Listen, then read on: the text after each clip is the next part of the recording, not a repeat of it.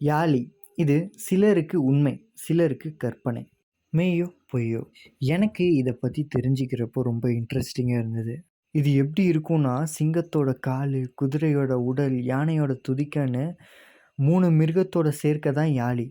அது மட்டும் இல்ல, 3 மிருகத்தோட பலமும் இந்த யாழிக்கு இருக்குன்னு சொல்றாங்க.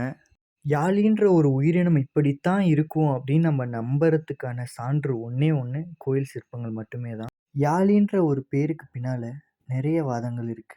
இத கற்பனைன்னு சொல்றவங்களும் இருக்காங்க, உண்மைன்னு சொல்றவங்களும் இருக்காங்க. உண்மைன்னு சொல்றவங்க என்ன சொல்றாங்கன்னா, இது அழிந்து போன ஒரு உயிரினம் அப்படின்னு சொல்றாங்க. டைனோசரோட சேர்ந்து இந்த உயிரினமும் அழிஞ்சிருச்சு அப்படின்னு சொல்றாங்க.